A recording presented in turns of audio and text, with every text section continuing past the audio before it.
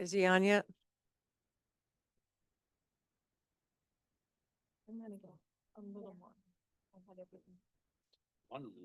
One of the two aren't coming. He says he's unable to be a panelist. Brian? There he is. Yeah, I think it He's there, Brian. Yeah, Brian. Scott, can you hear us? Yes, I can. Thank you. Okay, thank you. Yes. If I can make just a reminder to the members of the commission that do join remotely, if you're not going to join the town email address, just make sure you let Ashley know earlier in the day so she can change the status of the email you're going to be using. Okay, Scott, did you get that? Loud and clear. Thank you, Maureen. Oh. Sorry about that. That's all right. All right. Okay. You ready? We're ready? Everybody's ready? No, Brian Dyken are excused. Okay. Good evening, everyone, and welcome to the Berlin Planning and Zoning Commission meeting. Today is September 18th, 2025. I'm going to call the meeting to order at 7:08 PM. Please rise for the Pledge of Allegiance. Thank you. United States of America and to the republic for which it stands, one nation under God, indivisible, with liberty and justice for all. Okay. Thank you very much, everyone. Have a seat and roll call. Maureen? June Daly, Here. Andrew Lou Millard. Here. Diane Jorsey. Here. Timothy Zigmont. And Rogan asked to be excused. John Beely, Here. Scott Hamel, Scotty? I'm here, Are you- present. Yeah, I'm Okay. here. Okay. pending remotely. John Dyken asked to be excused. And I don't know if Steve Biella asked, but I don't know. Steve Biella not Yeah. present at this time. Yeah, who knows? He may jump in later. Okay, thank you, Maureen. So first is the receipt of new applications and scheduling of public hearings as required or necessary. Item A is a receipt. It's a site plan amendment application of the BT 2008 LLC for the installation of a roof-mounted solar panels to Phase 2 of the mixed-use development at 414 Berlin Turnpike in the BT1 zone. These are solar panels on the residential units that will go on that mixed use project. Which mixed use? Is this a Dadio? Theo's Oh. mixed use project, the one that's well under construction at this point. I think they're working on building 4 now, Okay. the residential buildings. The overall project was a special permit. However, I believe this is just raises to the level of site plan change, which is why we advise them to apply for a site plan amendment. It doesn't substantially change the use or anything about the special permit. That wasn't in the original site plan then, the site, the solar panels. He was. No, he spoke, if I can remember correctly, and that was back in 2021, but he did speak to the fact that he was thinking that would be one of his solar, his energy efficiency desires by the time he got to the nitty gritty of building the buildings. Okay. All righty. Do we need to put this on, You don't need to schedule it. We just need to confirm that the receipt of it so that we can schedule it, and we're imagining that the next meeting. okay, all right, so no action on that. Okay, and then Tell me how many buildings in the- use your, Two. There's 5 residential structures plus the clubhouse. Okay, so there's, in the first phase, there was 4, I think. No, so the first phase was the phase that went with I guess that's the sub phase. You're asking me about I'm sorry. No, this is phase 2. So phase 1 was the gas station and restaurant and Oh, okay. fast Oh, food okay. use. Okay. Phase 2 is the residential uses that then were divided into sub phases, I'll call them A and B for it, because he got the first 2 residential units so that he could move forward with CO. some COs. And now he's working his way back deeper into the property. Phase 3 and 4 are the retail building out front and the proposed hotel out front. okay, Okay, all right. I understand. All righty, item B is the receipt and schedule of a subdivision application of Thomas Kokomo Brothers for a 3-lot subdivision at 398 Chamberlain Highway, property of the Shuttle Meadow Development LLC in the R21 zone. Huh. Is this the old Johnson's Florist? Yes. Is all the Wetlands been So restored? they went through their wetlands review and got approval last week. all the violations are cleaned up there? His zoning violations, I believe, are substantially cleaned up. They needed to do a little more cleaning of the property, but the use of the property is in compliance. About the filling in the wetlands or? That was dumping of- all rectified through wetlands last week. They've Oh, I'm been sorry. cleared through wetlands. But there's some dumping of something, Um, oil or I'm not familiar with that. something. I think, I yeah. I didn't attend those meetings, so I don't know the nitty gritty of that. Is he basically reinstalling the protected area around the wetlands? Do we know? There is some restoration, I believe, to his wetlands approval. There was some restoration that had to be done and replanting, I believe, that had to be done, but again, I don't know what their approval letter, I didn't read through their approval letter. All righty, because my concern, of course, is that he's done a lot of damage to that whole wetlands area. And I would like to see it all addressed first before we entertain the idea of letting him go ahead with a subdivision. And I know that wetlands is satisfied, but I'd like to know. I think the commission Oh, would like to know what exactly was addressed. any zoning violations, wetlands, everything else should be addressed before we address this. And I think Mr. Hamel has something to add on that. I see you waving your yellow hand. Not waving, but just sort of. I just have a question, Madam Chair, with what you just said. How do you fill in wetlands and all of a sudden the town just approves that? I don't understand. I mean, that, the person who lived on Vineyard came to us and said he dumped like 50 dump trucks in there. Yeah, well, that's what we're asking Maureen, because Maureen's just reporting that wetlands is given understand. a stamp of approval, but we'd like to know what exactly was approved Yeah, so, before we move forward. so we will certainly make a note to provide you with the wetlands approval, which always gets forwarded to our department anyway, for Mhm. any application. I think actually applications that have wetlands, they're usually in your initial packet for those applications as well. Yeah, You know, these the wetlands approval and their conditions, because as you know, we just discussed at the last meeting, conditions of approval from wetlands that you take into account and recognize in your approvals so that, because by statute, applications do have to go to wetlands either simultaneously or before they come to the Planning and Zoning Commission.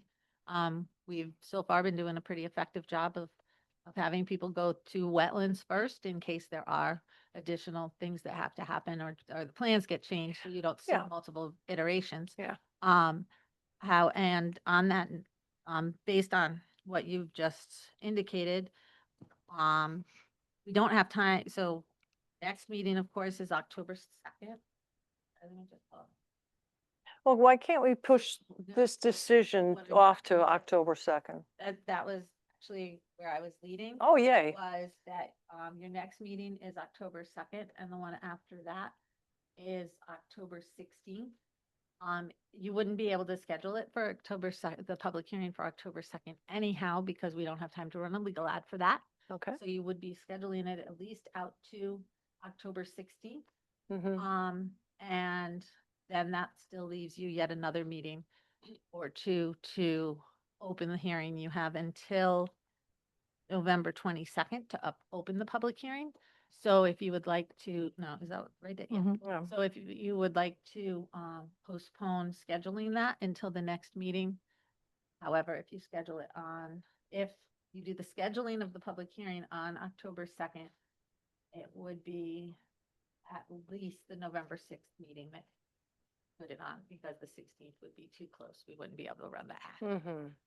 So Okay, yeah, Tim. just on this, that I would like to see original wetland lines and the 50-foot buffer, because with those two things, I question 3 houses on that property. Because if that wetlands was where I think it was, and then 50 feet, the buildable area those probably not Are there. all things that were reviewed through the Wetlands Department, and we do want to make sure that the Wetlands Commission holds the purview over what they're in charge of, understand and what the that. Planning and Zoning Commission is in charge of, but we will certainly provide you with the plans, Yeah, whatever plans we can that can give you as much information as you need to make a Thank you. decision. that's great. Thank you. All May I right. ask Oh, a yeah, question? June. So condition of approval means that he's given time now to take care of it? So there's not a timeline on that when it should be completed? I guess that's, I would have to look at the wetlands approval to determine, See, in abstractly, um, there would most likely be things that happen that are kind of construction-ish, so you're bringing in, maybe, um, um, trucks and materials to rectify something and might be starting the permitting process, but most likely wouldn't get a permit. Meaning building permits until certain things are done. And there's usually benchmarks to make the actual activity on the site make sense. thank you. okay. Scott Hamel again. Sorry to bother you guys, but I just have a question, for Maureen. The last time this was in front of us, the Army Corps of Engineers was involved. Is there a report from them also? Again, those are all documents that went through the Wetlands Department because that whole, issue was through wetlands. So wetlands was the regulatory agency that has, what I imagine is a pretty thick file on this application. They also had a third-party consultant that the town hired, Okay, thank you. All right. soil scientist. Okay. I believe was the professional that was hired. All right. Well, I think you know all of our concerns on this matter. So we'll move on to commission business. What? Yeah. Okay, commission business, we have the site plan amendment application of Calco Construction and Development Incorporated for modifications to approve site plan, including parking and drives, stormwater management, and associated improvements at 466 Deming Road, 337 Berlin Turnpike, and 51 Worthington Ridge in the BT2 and the PI zones. Okay.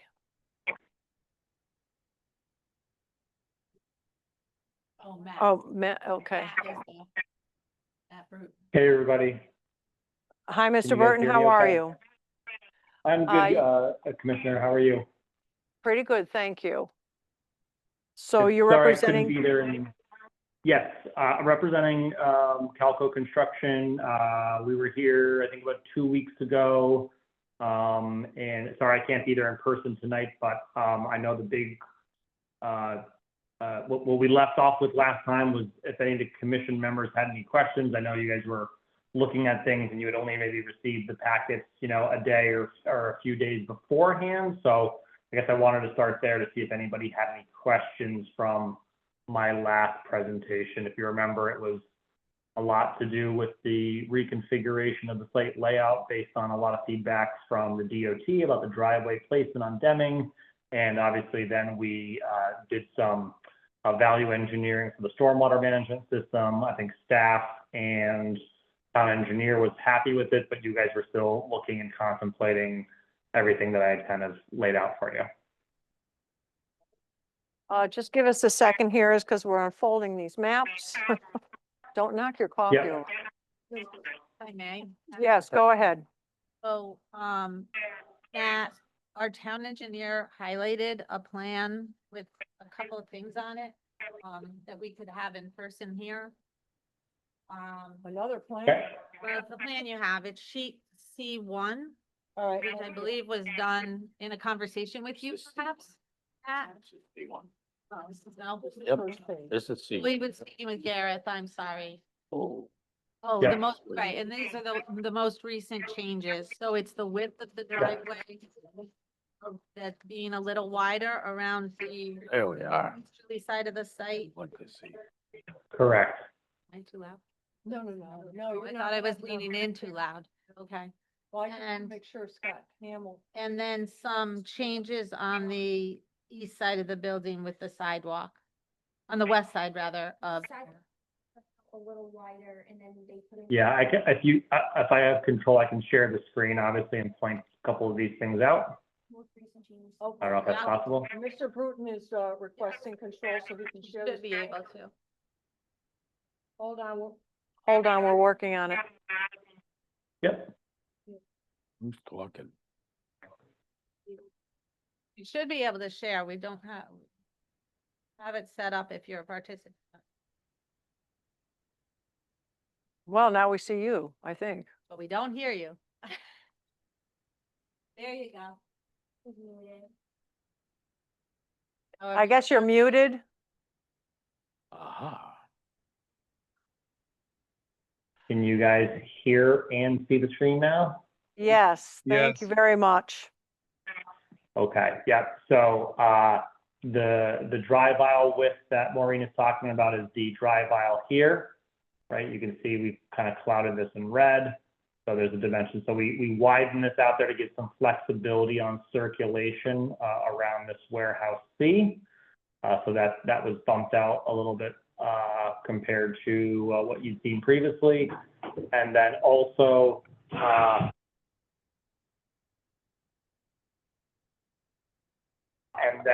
as well, there was a change here with a pervious patio area here at the corner of this main building here. I think that's Maureen, what you were talking about, right?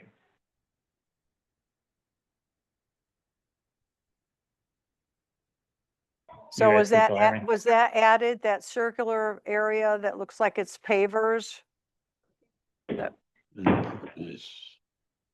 Yes, this is a change from the originally approved plan here. It's all highlighted here in yellow. So this was previously a landscaped island, really. The tenant has some interest from some restaurant users that would require an outdoor amenity space. So we changed this to a pervious paver application here in case they wanted to have, a picnic table, bench, that sort of thing in this location in front of a potential tenant. How big of an area would that be? I mean, you can see here compared to a parking space, so it's about 18 feet in this direction. And then I can measure this. Hold on, give me a second. I can measure it for you in the other direction. Give or take 200 square feet, maybe. 1 second.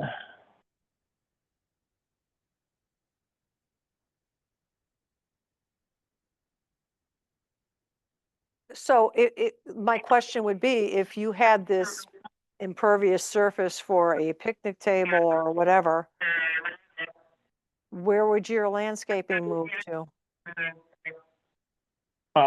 So it's it's overall 27 feet in total length, but obviously with the curve here, so I'd say maybe 20 feet is actually functional. Landscaping was removed from this one area, obviously to make room for the patio. And just to clarify, it's a pervious paver, right? So it allows water to go through it. It's not a hardscape like something will have water sheet flow off. And so we just removed the landscaping from this. We still comply with landscaping elsewhere on the site. This is just one island that it was removed from. I can show you the landscape plan if you want to see where the plantings are. Give me a second.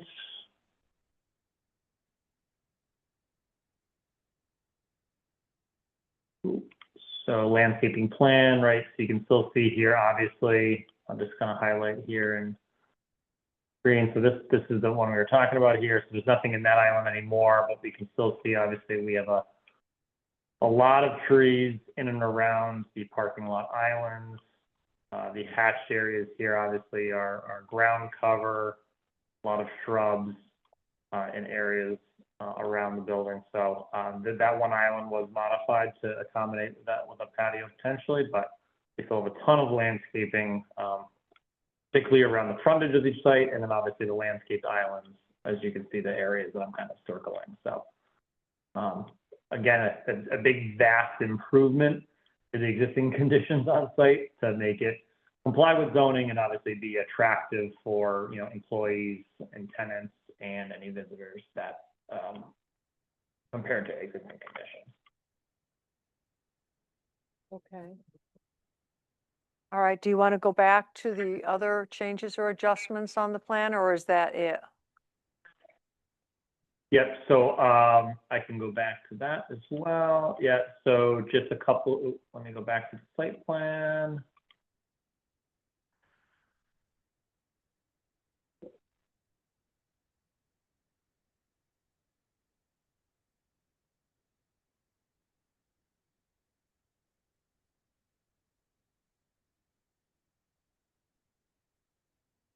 Okay, so we obviously did the width of this back island here we talked about. We did the patio.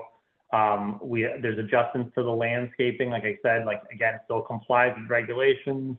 But there was the removal of the landscaping in this island here for the patio. We also got some late comments from the Mattabesset district. If you guys remember, there is a big easement, I'll highlight it here, under our site that goes this way, for this whole area. So we removed some of the trees from that easement at Mattabesset's request, and those were pushed into the site. And we did make some species changes, but again, all compliant with zoning regulations. And then one other change is we did reconfigure some of the interior spaces as the client has gotten some more interest from some tenants that are interested in the site now that's kind of moving forward. So obviously we have restaurant, retail, and warehouse space. These interior lines were reconfigured slightly based on where he thinks this is going with some of the tenants he's been talking to.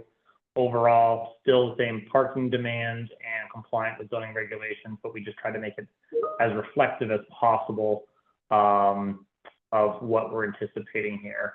But no changes outside of the building in terms of that, just this, and then obviously the patio for a potential restaurant user. And then, as I mentioned before, obviously, which we talked about previously, was the driveway pushing down deeper down Deming Road to allow stacking and a turn lane into the site. So like that's high level, everything that's changed since the original approval and since we met 2 weeks ago.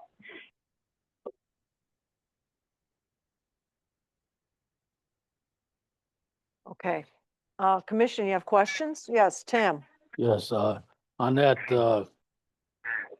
new patio area, on the new patio area, what would be protecting that from cars? Is there gonna be a wood So, rail? yeah, so right now, obviously, I'll highlight here in red. There's a 6-inch raised curb, so it's elevated from the drive aisle. Typically, what we've seen, Commissioner, is depending on who the tenant would be, normally that they would also, in addition to this, depending on how they would configure the space, they would normally either put planters or maybe a small handrail along this as well to keep a more defined separation between the drive aisles and the parking spaces and their patrons sitting out here. I got one other question. I drove by there today.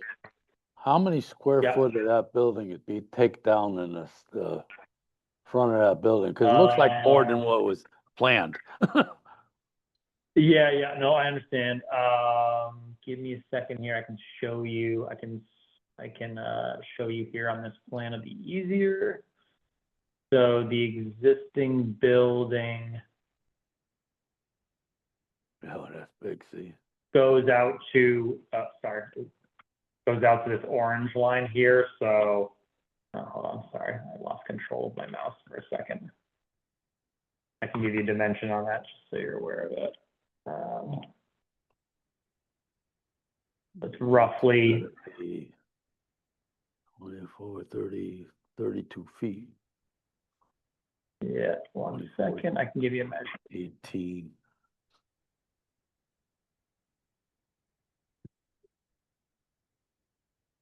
Thirty. 32 by 80. That's a lot of square footage. Yeah, it's about 40 feet 40. 40 feet by, give me a second, 40 by 160, give or take. So it's a decent size, so 40 by 160 is about 65 or 6,400 square feet. So it's a decent chunk.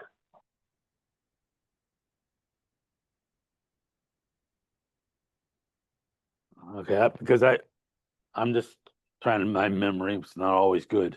But I know the fascia on this building was supposed to be upgraded and, made nicer. Yeah. But I don't remember that much square footage being taken off. That's why I was questioning. Yep, understood. Yeah, I mean, if I highlight this line again, obviously this is the outside wall now. You can see obviously there's some column lines here as well. So they're basically taking off 2 bays of the building to line up the remaining structure with an existing column line. Obviously, the developer owner thinks these buildings have good bones, and it's easier to knock down a portion and renovate as opposed to knocking it all down and building it back up again. So that hasn't changed though from the original approval. Yes, June. So, tagging on to Mr. Zigman's comment about the impervious area, coming in off of the Berlin Turnpike is access into the shopping area, and it looks like appears a stop place at that corner. And then also I'm trying to follow flow of traffic there. I'm a little concerned if somebody misses the stop sign coming in off of Berlin and there's some kind of collision from the stop sign that's adjacent to the impervious, if they would come toward the impervious area. I guess I'd like something solid there that wouldn't move in case of an accident to protect people that Yeah, I might mean- be out there. Yeah, I mean, if someone were to blow the stop sign, they would be headed in this direction. As you can see my red arrow here, right? If they were just to continue straight, this is a every yellow line here is a stop bar, so it's really a kind of a 4-way intersection. But like I said, most tenants when they come in here, they'd be putting in a metal handrail or planters or something that would give some level of protection to any patrons sitting on that. And if you guys want to put that as a condition of approval, I'm very happy to add that to the plan so that anybody that comes in would know that that's a requirement that you guys desire.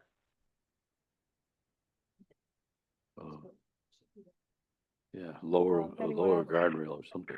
Wooden. Any commissioner questions or comments? The only comment that I have is that when I look at this site on paper, I can see where traffic or the comings and goings of cars is going to be intense. How are you going to direct people to the most popular places? I mean, I know we're talking about a McDonald's down there in front. So if I'm coming off the turnpike, can you just show me with the mouse how the traffic flow would go to that McDonald's if I wanted to go to Absolutely. McDonald's? Yep. So we've worked on dozens of McDonald's over the years. They're obviously very concerned with traffic flow because that's how they make a lot of their business through their drive-through. So they actually have very specific signage and also pavement markings to direct people specifically to their drive-through. So I won't show you the other way, but so coming down this way, obviously you stop here. And then with this island, the goal is to get here. You can see if I zoom in close enough, there is pavement markings that say drive through with an arrow. So the goal is to have them come in this direction here. At this point, if there's no huge queue, they can merge into here. And sorry, I'm a little laggy. And then they can obviously enter the drive-through, and it's a double stack drive-through. There's an island there, so they can go on either side.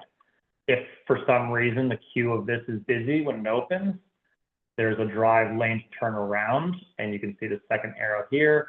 There is painted arrows in this direction as well that have them clearly delineate to go around the building and enter the queue this way. So there's not only I'd say there's full circulation around the building, but there's redundancy in that loop to allow cars to circulate in a queue to line up around the building. I'd say, you know, typically we would see this immediately after a restaurant opens, and then it dies down and it becomes a normal restaurant. But there's plenty of stacking and queuing on this lot. Same thing with Deming Road. You'd come in here and you'd circle around this way. Again, since this driveway here has shifted in this direction, there's actually a longer queue now on site to go towards the McDonald's. So, you know, it's all the changes have been positive in terms of queuing and stacking related to cars coming into the site. Does that answer your question, Commissioner?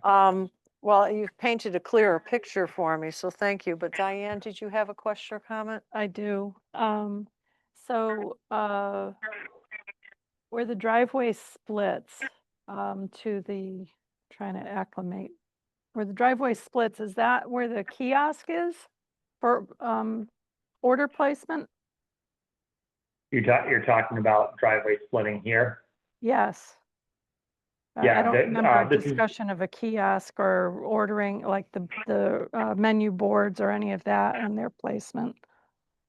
Yep, all that equipment, this is a standard McDonald's layout is here. So the yellow lines delineate the true drive lanes.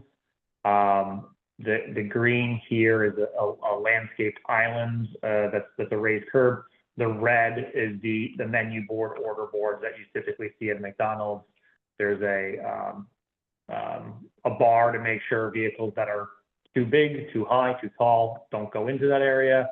And then they have that swoop around with this concrete area. So all this stuff is standard equipment in terms of a drive-through function that the public is accustomed to and familiar with.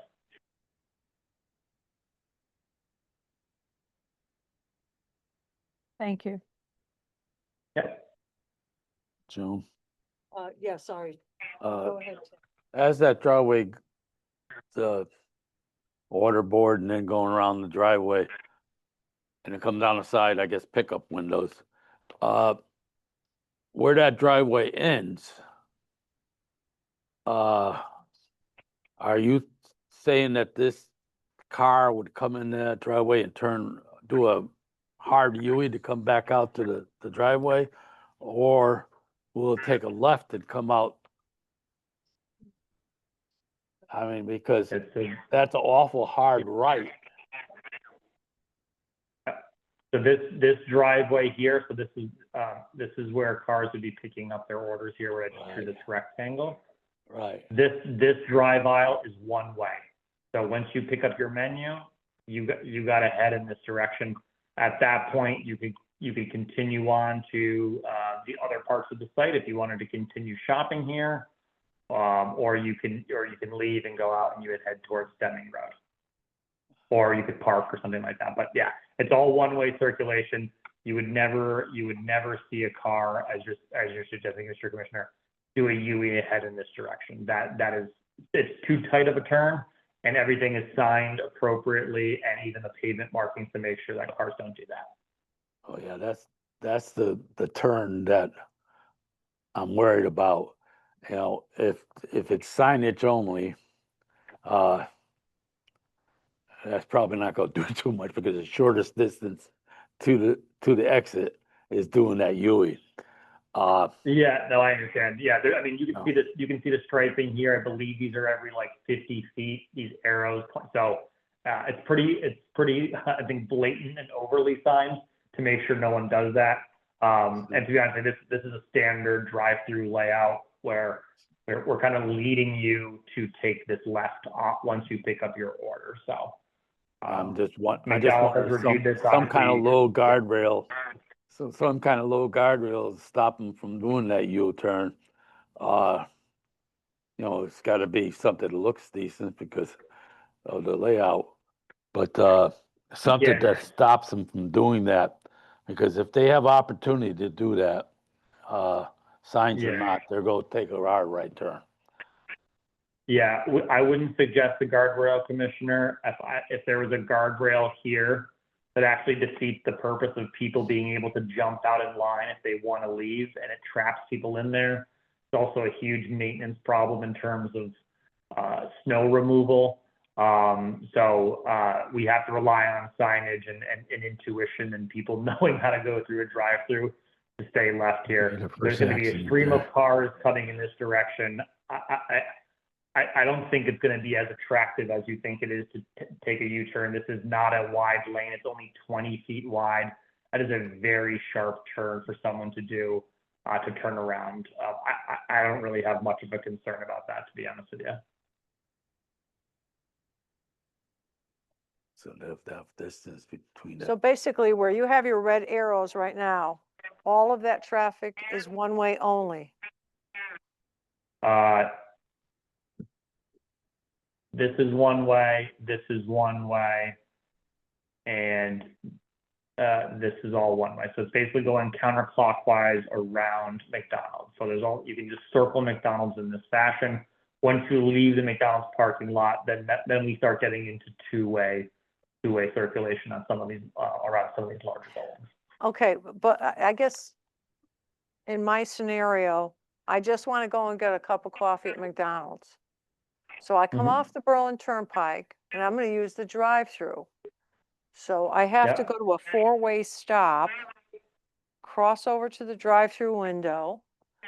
Then I need to proceed to either lane 1 or 2, pick up my order, Mhm. but then I have to come down to another stop sign. And then, okay, so where do I go from there to get out of there? So you pick up your order here, Yeah, right where my hand's waving. yeah, You take a left, and you'd come to this four-way intersection again. uh-huh, Obviously, the Berlin Turnpike only goes in this direction, right? Because there's a divided island here. yep. So if you wanted to chop, you could obviously continue over here, I or need to you get could to continue work. this way. If you need to go to work, I need to, you're yeah, coming I out. need to, You're so, you're coming out to Deming Road, and Deming Road, you can either go this way, or Well, you could go this way. okay, but I just my question is I've picked up my order and now I just want to get out to Deming Road. What is the way to get out to Deming Road? I go to the four-way I'm gonna- stop. Yeah, And hold on. then- I'm gonna clear all this out so I can make it very simple for you. So you're gonna pick up your order at the drive-through. Oh, Yep, 1 second. My mouse is jumping around. So you're gonna pick up your order here. okay. You're gonna come to this four-way stop. You're gonna stop here. You're gonna take a left, and you're gonna go this way. Oop, sorry. So I have to go this, Hopefully not that way. no, Hopefully not that way. I apologize. Yeah. no, that's all right. You was come an this icy day. way. I'm sorry, I have to be sarcastic. Done. Believe me, if the Berlin Turnpike was different than it is, we'd be doing some different orientations. But getting out to Deming Road really allows you to take a left or a right. And if you take a left onto Deming, then you have access to the traffic signal where you can go north or south. So really, the driveway on Deming Road is a pretty critical in terms of driver choice leaving the site. And obviously, to reiterate, none of this layout has changed the McDonald's flow of traffic has changed since the original approval. I understand. I'm just saying that I'm concerned about that four-way stop. I see there's going to be an issue and now we're putting like a patio or something. Maureen, did you want to say something? Well, I think he might have actually just answered that question, but what my question is with regard to the changes, other than the patio, which is actually on the existing building or adjacent to that, with regard to the flow around the McDonald's site, could you point out to the commission what, if anything, changed from that flow from the approved plan to this plan? Just, Nothing it was changed. only- yeah. Yeah, nothing, Okay. nothing changed around McDonald's. The only, I'm gonna draw it right now. Approximately the driveway to Deming was here. That is now moved over here. So before, your drive aisle was, you could leave this way. They wanted it pushed back, so now we drive further. The circulation around this building, none of that changed whatsoever. All right. And Okay, that thank you. four-way stop has always been there. Yeah. Okay, June. Thank you for all your red arrows. Here's my question is, once you come out of the McDonald's area, you take a left hand across where you've already drawn it. When you get to the point where you have to turn left to take the exit, what traffic is on the right coming at you? I mean, who has priority? Yes, over there.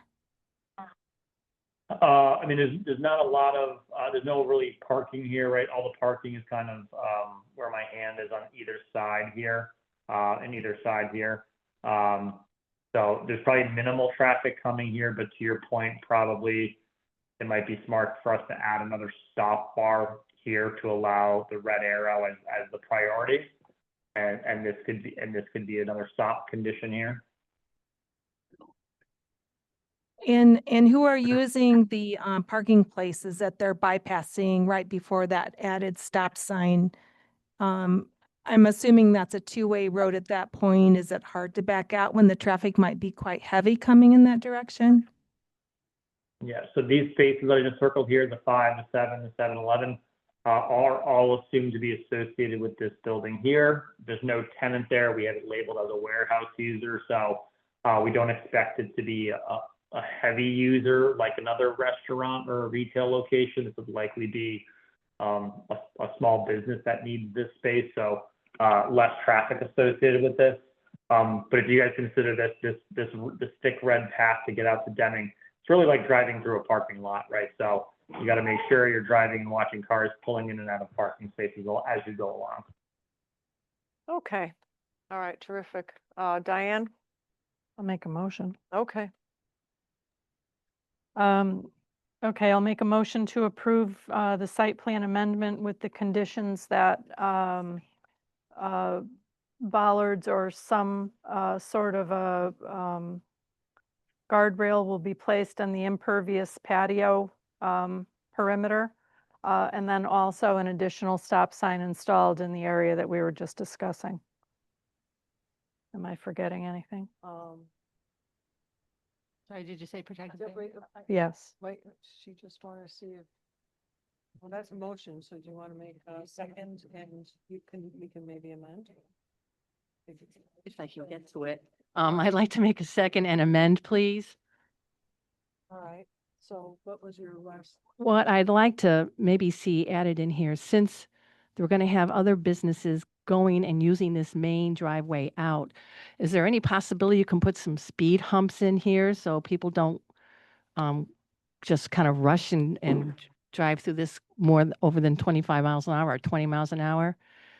Because I know just being at Stop and Shop, walking behind and going into the store, people come out of there, or they drive down there, and it can get people go faster than they should be. So, and that's a pretty good distance of getting out there. I would like to see some speed humps in there to slow the traffic down, to allow people to even pull out of their parking spots. We do, Commissioner. That was part of the discussion with the original approval. So we actually, if you see where my hand is now, this scribbled yellow or red circle, we do have speed bumps between the two parking areas right here to make sure that no one's gaining speed as they're traversing through the site. We thought that was a great idea. Okay, so we have a motion and we have a second. Do we have further discussion? Including any other standing outcome. Yes? And, well, no. Are you including They have no further comments. Yes, absolutely, including any staff? subject to staff comments. I don't think there were any. I apologize. No, that's Just okay. in case fire marshal or somebody had something. Always including Yeah. staff comments. Okay, so we have the motion, we have the second, so further discussion after that? Do you agree to the amendment? Okay. All right. So all those in favor? Aye. Those opposed? So moved. Okay, you got it. Thank you for Yeah. your time. I appreciate it. Yeah, I think he did. He would have, okay, good evening. I think he would have, Scott Hamill, I think you Yes, were I said positive on aye. that. Yes, ma'am, Okay, Madam Chair. otherwise he would have yelled, no. Okay, moving on into public hearings. And the first item is the text amendment application of Robert and Sharon Fontanella to add a new subsection to Special Regulations Agriculture 11C9 to expand the definition of agriculture to allow single-family dwelling. And so who do we have? Do we have we have the Fontanellas here? And would you like to we're in a public hearing, so I don't, well, actually, is there a way we can?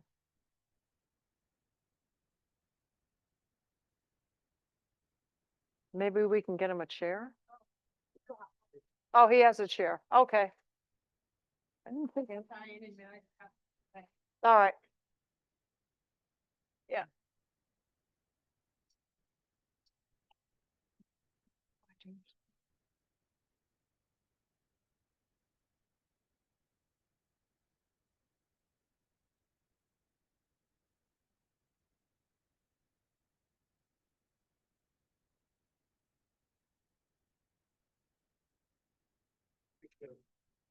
So as your minutes reflect, 2 weeks ago, I understood the commission was fairly receptive to the goal of this text amendment.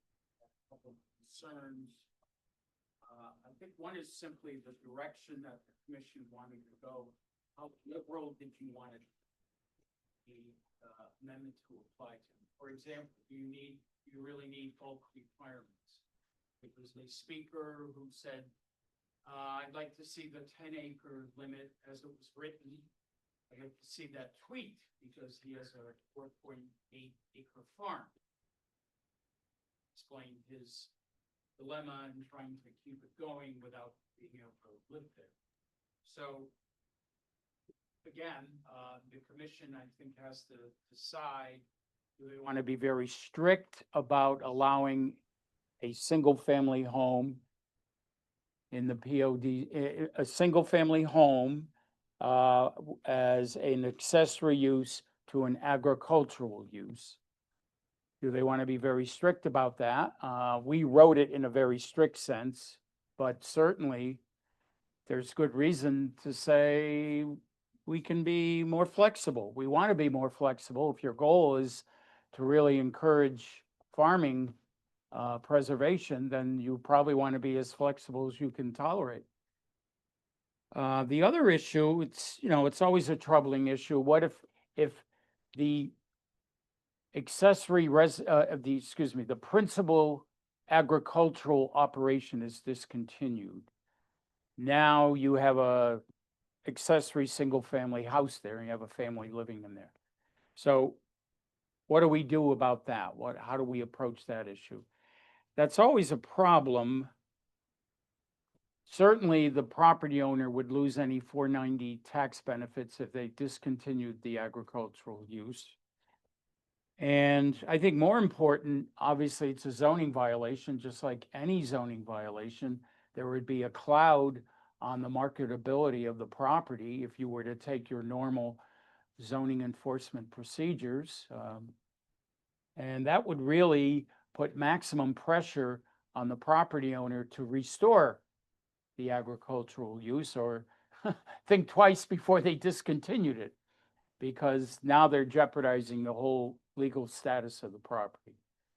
Other than that, I think you would have to take a totally different approach. You would have to say something like, you know what, in the POD zone, we don't have a problem now with a single-family home on a parcel that's at least 4 acres. So that you'd have to amend your POD regulations. Here we were using an expansion of the agricultural definition because agriculture is allowed in the POD zone right now, as of right. So I guess the commission has to deliberate a little more about what direction they want to go in. And if I understood that direction, then maybe I could revise the proposed language. Commission, does anyone have a comment at this stage? Yes. Tim, you have a Yes. comment? Well, I'm just remembering the map in my mind because I don't have it in front of me. But there was a couple small little pieces too, under an acre, one piece and stuff like that. Oh, there it is. Now I need my glasses. Yeah, that's why I said, you could say instead of 10-acre minimum, a 4-acre minimum, that would pick up one very active farm right now, but it would eliminate the smaller parcels. So I don't think there's any magic in the 10 acres, but Well, you got a 0.91, a 1.33, a 2 acre piece, and a 0.97 piece are the smallest pieces. I really don't have a problem going down to the 4, but then we're sitting out there with the smaller pieces, the like 2 acre, which I guess that got a 2-family on it already. No, yeah, does it? Oh, no. Maureen, can I just jump in? Maureen, when we talk about this text amendment, it's not just applying to the POD zone, right? This is something that's actually going to impact other zones as well. So the zones that allow farming or agricultural, but do not currently allow residential are let me read my whole thing, or that's what I said.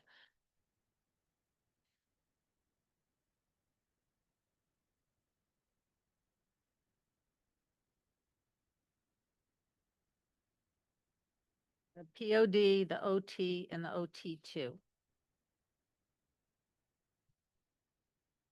The other zones that allow agriculture already have the ability to have a single family home on them, on those lots.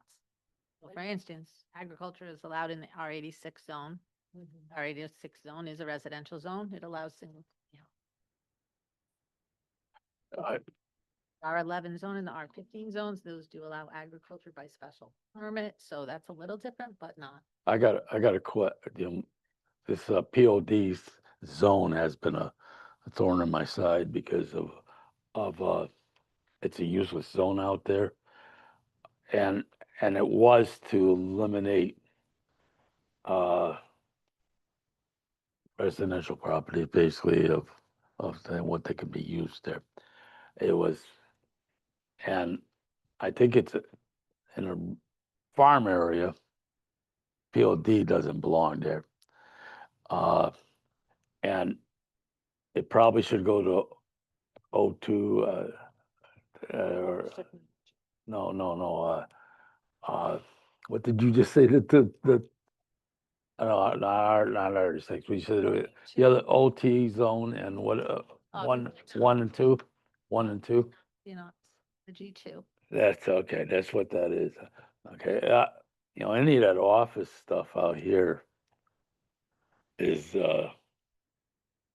really I don't think the POD zone. I think it should be modified, designed out there for the agricultural use in single family homes.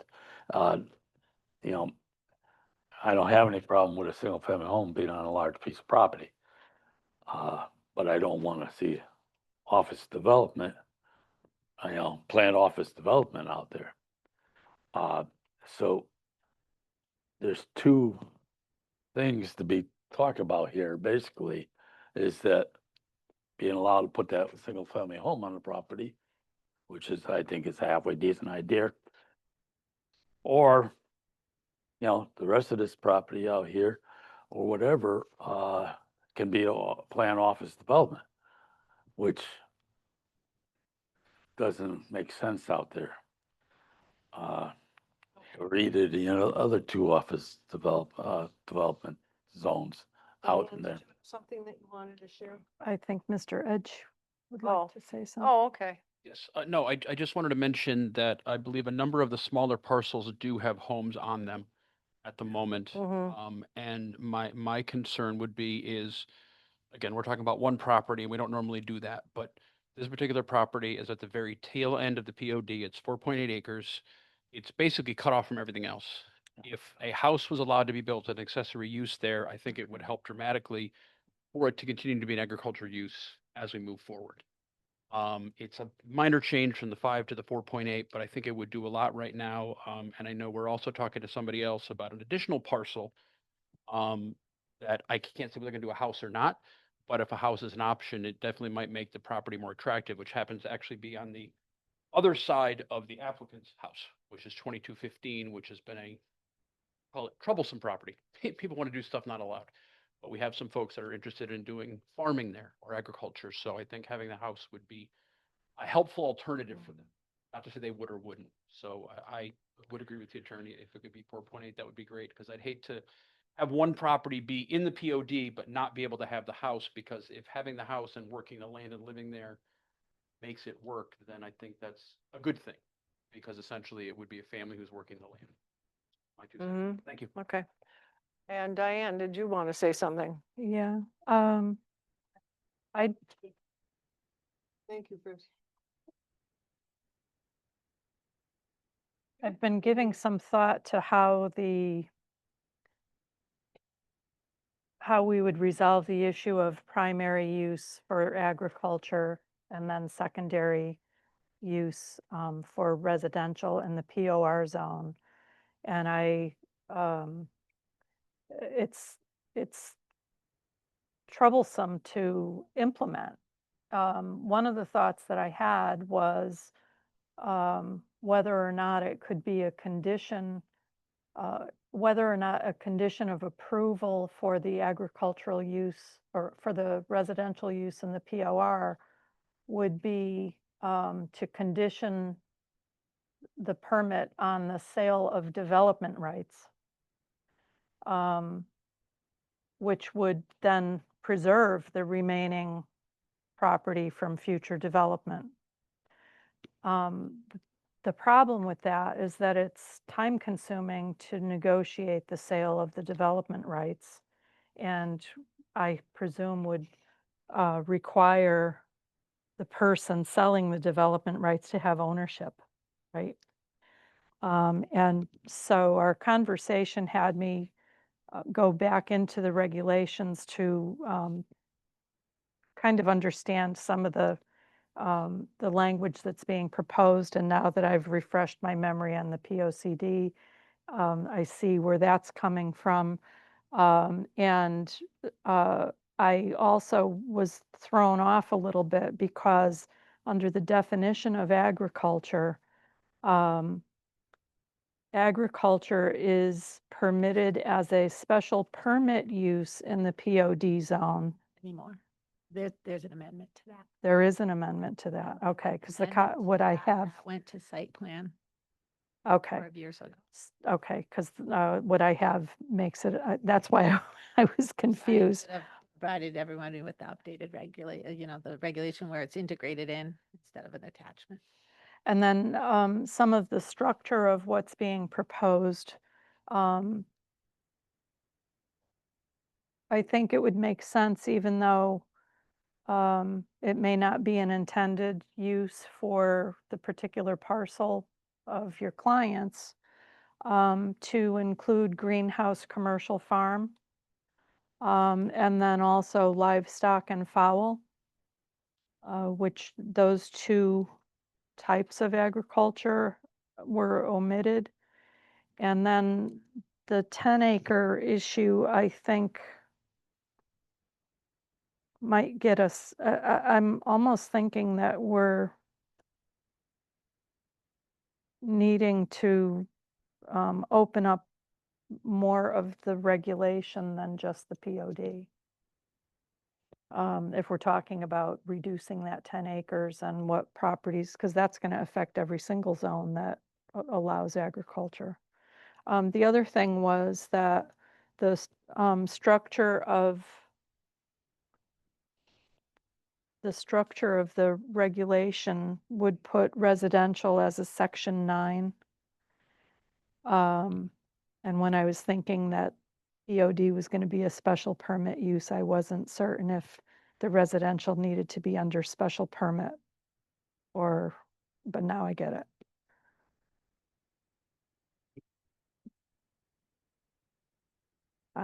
It's, do you have thoughts on the development right That's, issue? well, as you point out, that's kind of tricky. First of all, you need a third party who wants to buy them, you know? Usually it's a nonprofit, it's The state or somebody the, who has a vested interest in the funds for preservation. So I'm not saying it's can't be done, but boy, usually you get grants for it. It's a long, cumbersome process, highly uncertain. Yeah. So that would obviously not help us very much. I believe from a, a previous conversation that I had with Maureen, with staff, that this at one time was an agricultural zone, which maybe makes more sense to rezone. Mm, That would simplify things, It was originally. perhaps. Being for that, because agriculture, I guess you'd have to make sure if the desire is to allow a house in an agricultural zone, I think you'd have the same problem no matter which one it is, less housing is allowed in the zone.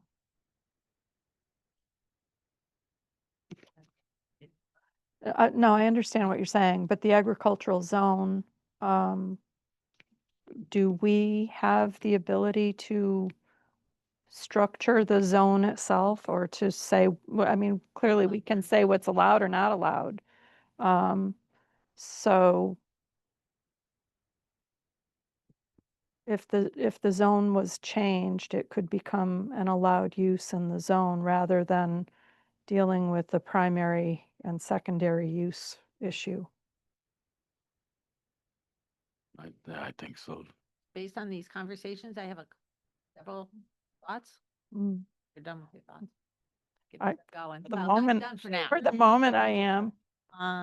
Thoughts today. I'm enjoying them. 1 second, let me write it down. I forgot this part. I think all those weird zones out there can be moved into agriculture zone and modified the correct way that can get it all accomplished. Mm, So Once- well, one of the first of the things I'm noting most immediately, and certainly in my staff report, I pointed out a number of things that I asked the commission to think about, because those are things I'd been thinking about and felt were the commission to work your way through. But based on the conversations, I want to just point out that an idea, and you see it's shared on your screen right now if you don't have the text in front, the proposed text in front of you. Add if the OT and OT2 zone and or any other place this could be applied is concerning. You could always add in under 9 in the POD zone, single family dwelling. In the POD zone, a single family dwelling shall be permitted so long as the following criteria are satisfied or following requirements are satisfied. So that could limit the unintended consequences if there isn't enough data for you at this time to evaluate that. Again, just brainstorming while you're talking. I'm sorry. Just go back and say that one more time. So where it says so you're adding, the request is to add a use, single family dwelling. A single family dwelling shall be permitted so long as the following requirements are satisfied. And I'm suggesting, and I'm based on last week's meeting, one single family dwelling, nope, start over. In the POD zone, one single family dwelling shall be permitted so long as the following requirements are satisfied. Regardless of acreage or? No, then we go to the criteria. oh, okay, gotcha. So that would take away what happens in the rest of, and the other zones may apply to. That makes So that does, I think that makes sense. And so last time also we were talking about the farm subdivision master plan and the farm-related, the master plan. But I also see in the POCD a reference to a farm-related restrictive covenant. How would those fit? Would we have to establish criteria for what the master plan has to include?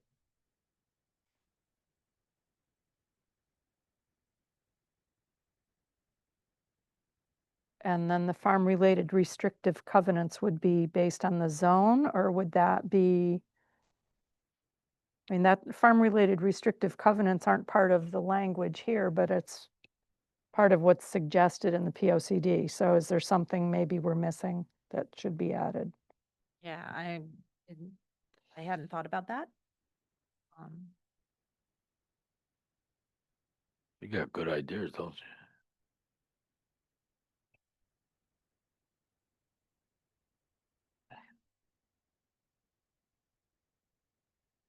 Look a little more. Have So I also, let me just hit the other two I was thinking of, that I had initially, and then I'm trying to think about that one.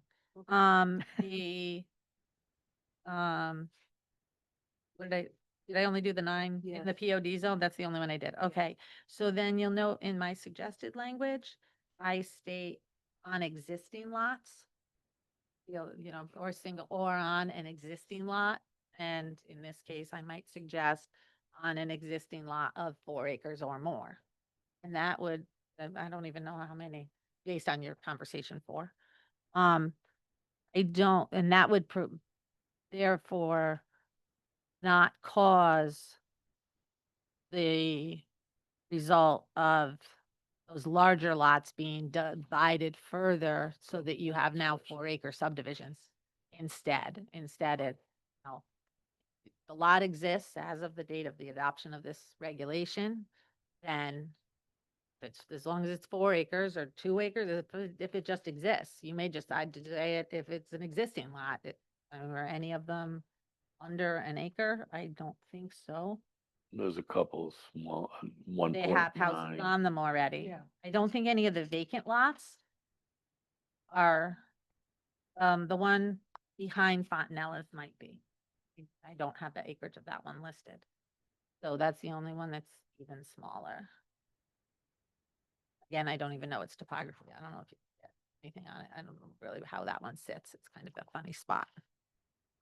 So that was another suggested way that might sway some of the concerns.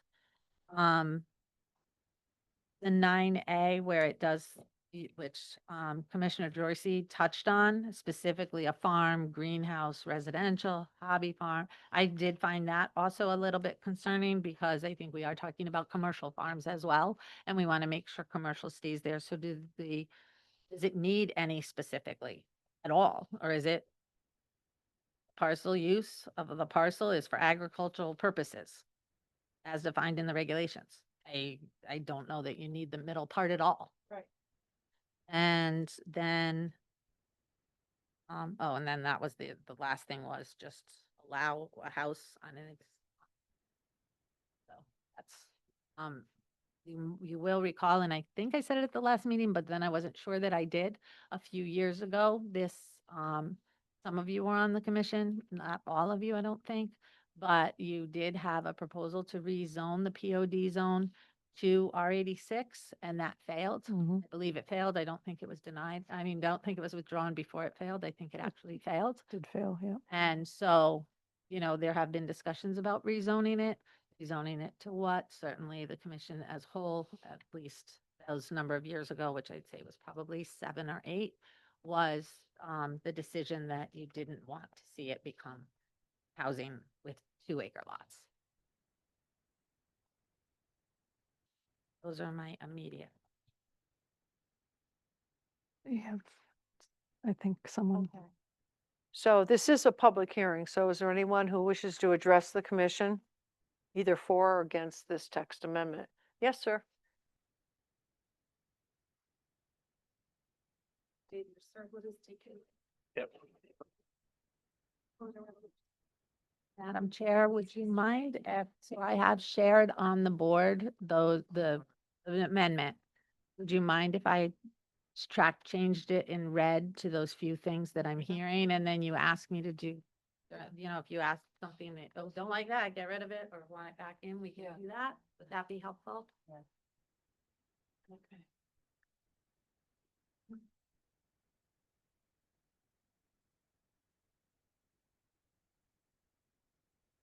Good evening, Keith Bostrom, 97 Crater Lane, Kensington, and 2053 Chamberlain Highway, Kensington. Just to clear up a couple of things, the POD zone, I know it's kind of zoned against itself. In other words, you have to have town water and town sewer for any type of planned office development. And that ends at Norton Road. So in the foreseeable future, I can't see anything happening as far as that's concerned with an office building. Number two, some of the smaller lots, and I think we discussed this, but I also want to reiterate, some of the small lots that you're discussing already have existing homes on them. So I can't see where that would be an issue. That lot behind Mr. and Mrs. Fontanella's, I believe, is owned by the Solix, and there is no road frontage on that lot at all. It's bordered by Apple Lane, which is a private road. So that has to, I can't see where that really is much of an issue as far as the what we're discussing. I do have that 4.8 acres, so I'm about 8,271 square feet short of 5 acres, which is very close. Yeah. And basically, but our discussion this evening seems to hinge on my particular lot. Everybody else is conforming to their text amendment. So I believe, and another issue too, we're talking about as far as if it reverts from agriculture back to some other type of use, just basic residential. There's already, I don't use the right terminology, but there's already a clause that says that you have to use agriculture, you have to have agriculture on your property for 10 years, at least 10 years, a minimum of 10 years. Otherwise, it reverts back to the original taxes of a planned office development. So there are things in place already as far as keeping agriculture is concerned in the POD zone. So just a few things that are already out there. I don't think changing the zoning really makes much of a difference. My biggest fear is that somebody would buy up that nice piece of property that Mr. and Mrs. Fontanella has and put in, like I mentioned 2 weeks ago, they could put in solar panels there and there'd be no control by the town as to what happens with that. So I think that's something that has to be taken into consideration. Thank you. Thank you. Is there anyone else who wishes to address the commission either online or here in person regarding the application before us?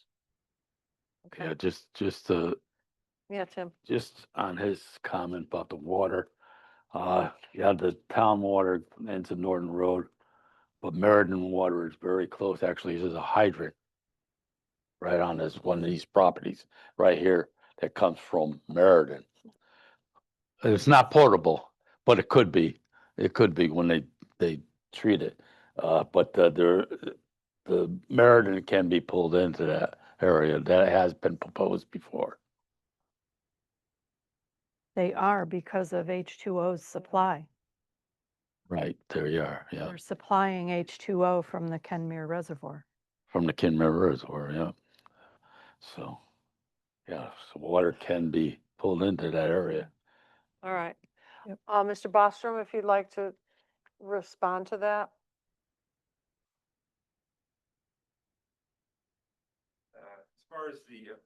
As far as the water line that goes past my property, it comes from the reservoir. I forgot if it's Kenmare or Marymere. It's a raw water line. Yes.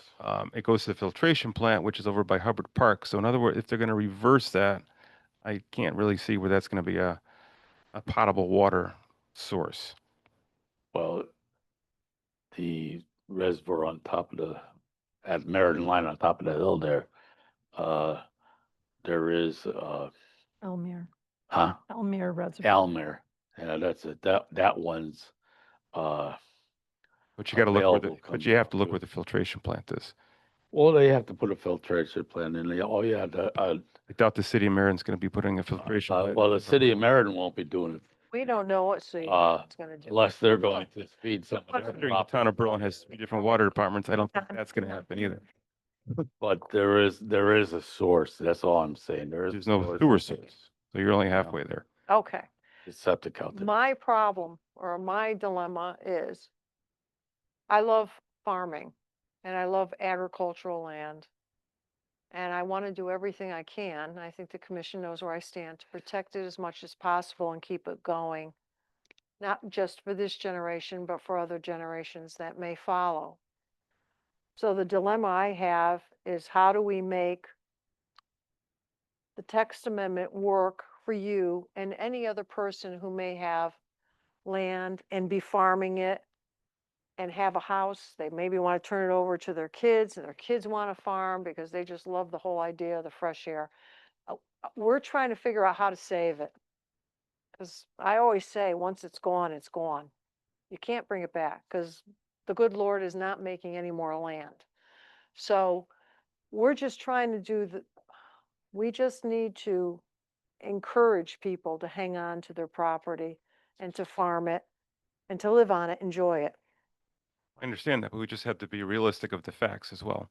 I'm trying to be you realistic. know, but as far as the commission, So I'm trying to figure out the best way to resolve it without exploding it to Mm. all different things. And I think maybe Maureen is working on some verbiage or whatever. So you're in a situation where you don't have a house on your farming? correct. Okay, so this could have helped you as well then.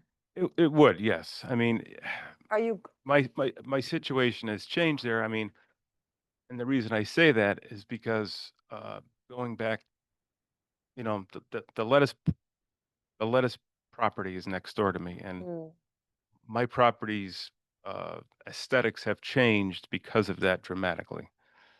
And I wish you guys could come and take a walk behind my property to see how really close and large this building is next 2 door. days ago, I walked it. So it's I agree with it's you. changed my I agree with you. my situation dramatically. And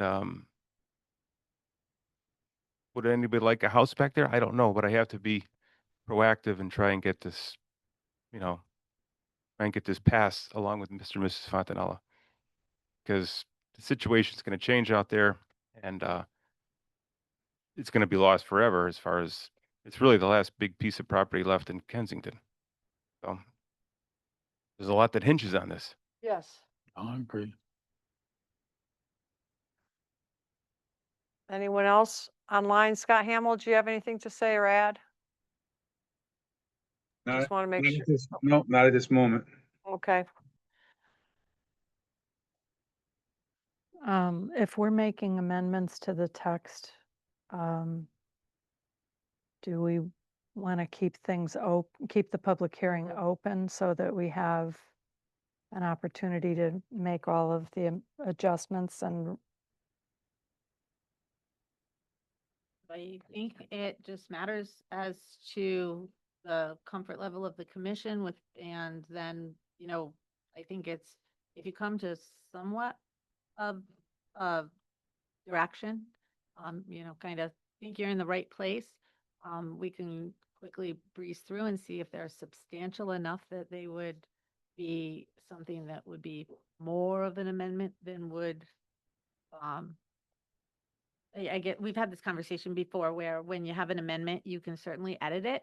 But if it's something that is more intense, I guess I'll use is the best. Yeah. word, Then it really should be reposted or posted that it's edited language. Or we can just, or maybe the changes aren't that substantial. I think some of the things you are thinking about are fairly substantial, so, you know, they're bordering line on whether they're substantial enough or not. I think, so for instance, the first thing, adding in the POD zone, that makes the amendment affect less people, less Mhm. residents. So that I would say is, yeah, change you could easily make. You're making it more, it's tightening it up. But when you're getting into the number of acres and the what ifs, that gets a little muddier. And I think it might be helpful to have it out there for the public to look at again, as well as the commission, to see if that's what you really are thinking, and making and giving us a little more direction if there's something else we have to add to it. Okay. Or take away. You do have time.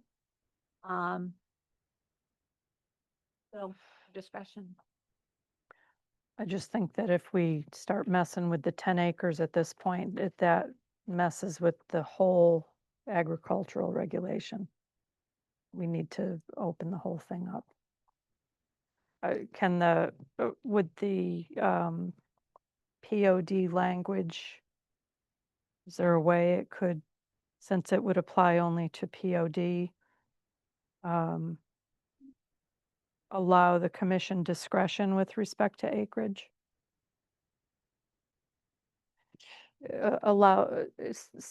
Could there be verbiage that would give the commission discretion with respect to the 10-acre requirement?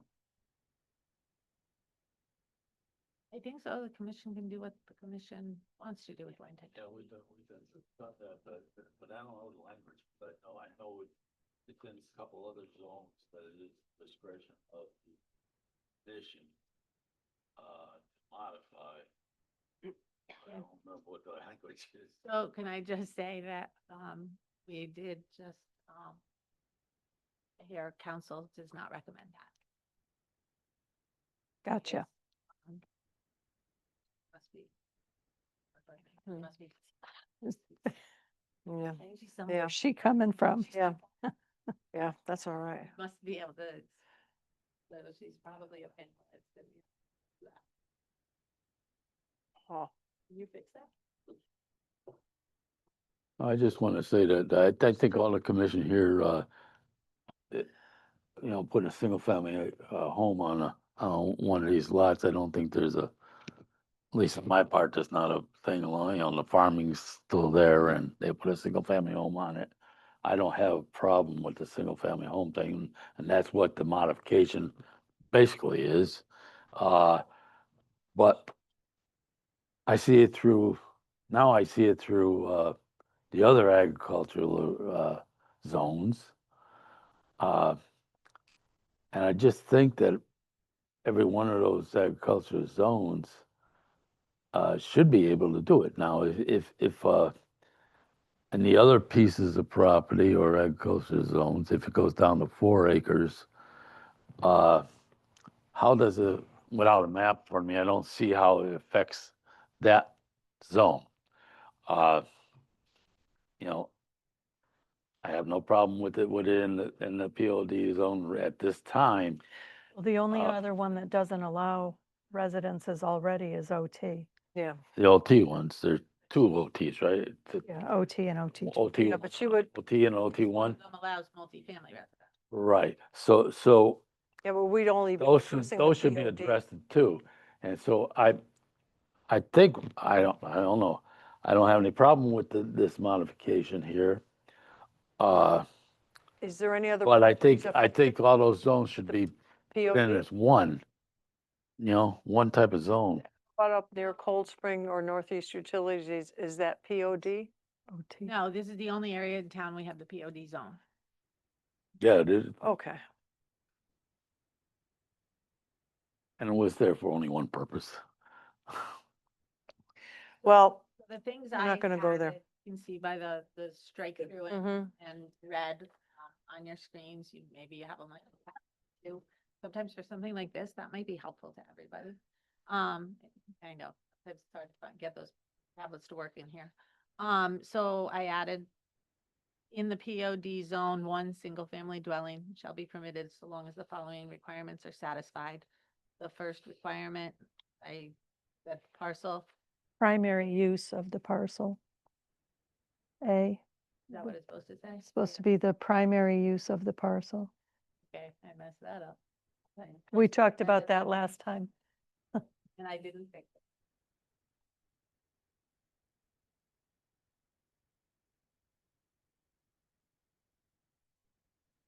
that because that was a mistype, not a.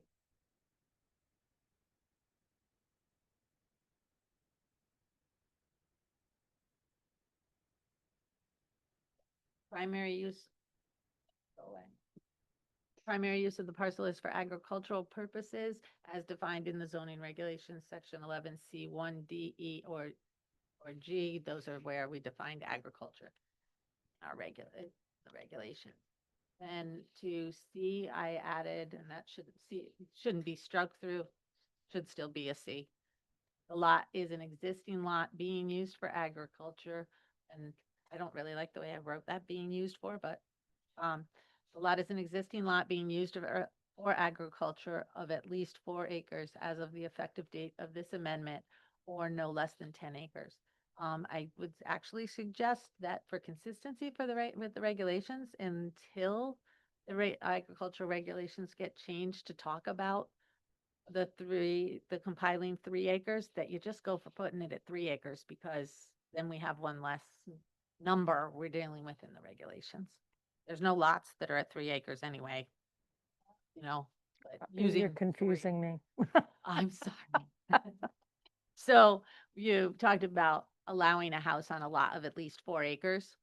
I would suggest, because the agricultural regulations currently say you can have an agricultural use on 10 acres where there are 3 different, their parcels put together to accumulate to 10 acres Right. of at least 3 acres, that we use 3 acres there instead of 4. Oh, gotcha. So I'm actually gonna change that line. So what happens if the primary use is agriculture in the POD and the owner has a 3, or for the sake of discussion, we're talking about a 4.8 acre lot.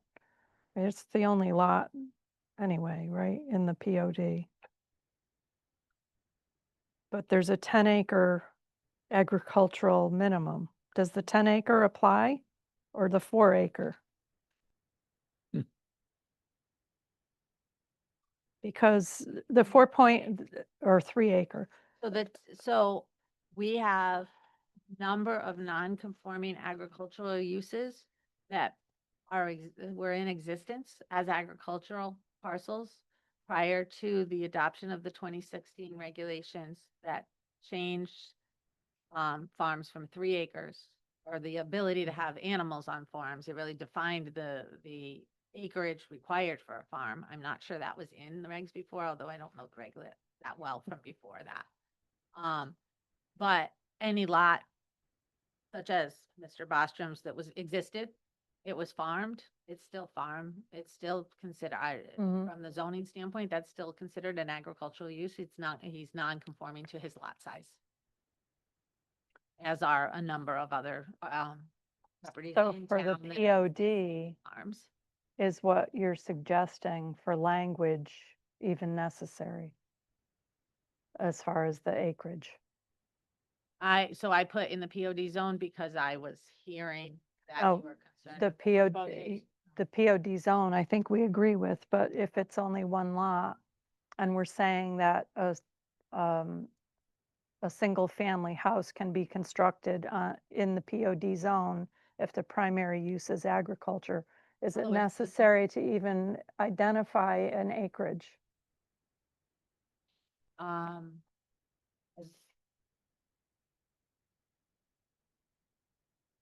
Okay, if you'd like to address the commission, that's fine. But name and address, please, for the record. Why not just have, as of today's date, any existing lot is grandfathered in? Won't mention any acreage. That eliminates all the issue. Okay, name and address for the record, please. Said, and I think you're right. We're adding too many words. Say that again? Adding too many, Yeah, I was gonna get to the grandfather But- part, but you were doing so well. But that, I mean, I agree, that could very well make sense, because This is the only the POD. less ifs, Mhm. ands, or buts in regulations, it's always a good thing from the staff standpoint. It's good for having other Okay. brains there. I think Yeah, that, not necessary, however, I know the. No, they commission already had have a fam- oversight they of already have and so houses. was a concern, so. do we need to stipulate in I just.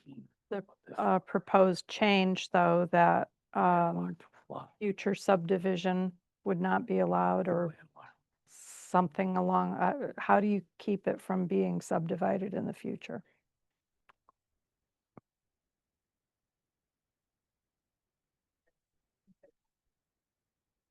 One home.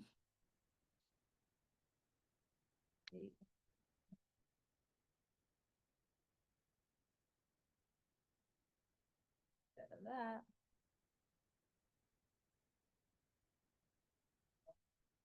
What am I doing?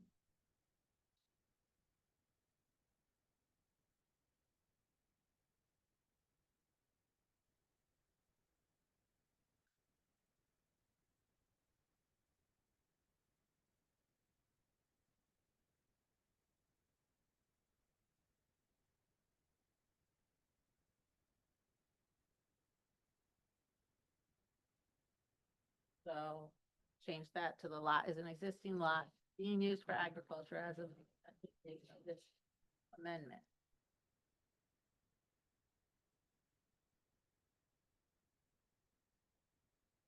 Where's the as defined? Oh, that's in the other one.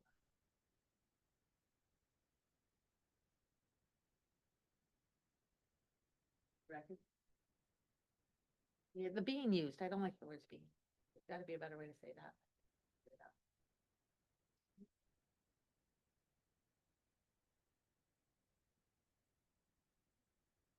Just is used, Agricultural lot. I don't know. just take being out. The lot is used. Yeah, I could say the lot is.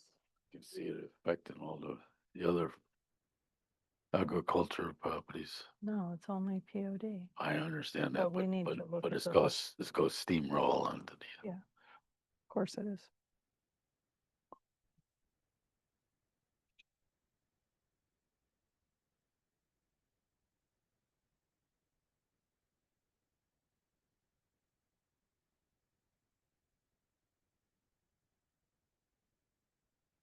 The lot is an existing agricultural lot as of the effective date of this amendment.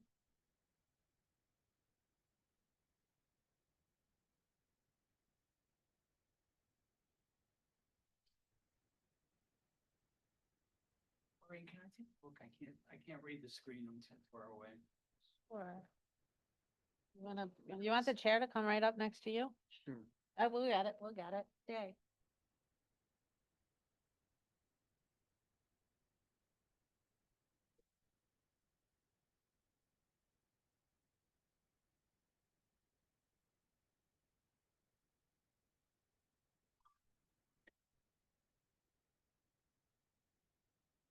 Just for emphasis, Maureen, here is one, and I put in parentheses the numeral. Oh, I usually do too. Actually, I usually do it the other way.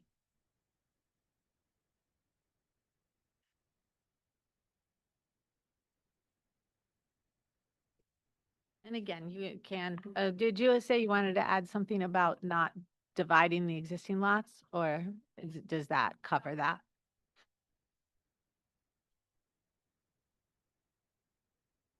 Are you, Thoughts, yeah, my thoughts were, what happens if you have a 10-acre lot or whatever and decide to divide it and sell? then they're not a lot, so the 10-acre lot divided into 3, 3, and 4, Yeah, well, Or yeah, 5. just for sake of discussion. 5 and 5. Yeah. Neither of those lots are an existing or a lot in existence as of the date of Okay, an existing lot. all being right. used for agriculture. as of that Okay. date. Now, maybe somebody with a probably more critical mind than I, i.e. an attorney in the room perhaps, do we have to say, we want to make sure we're talking about an existing lot and an existing agricultural lot. We want that to refer to both.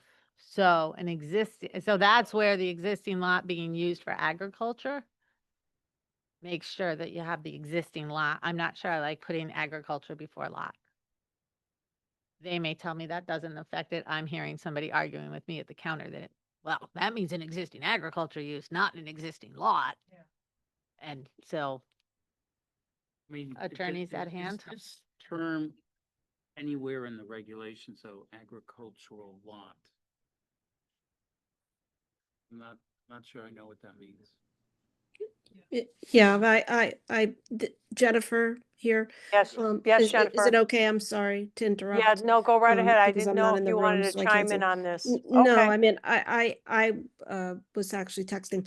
I think the lot is an existing lot being used for agricultural purposes. You say up above that the primary use is for agricultural purposes. Just repeat it.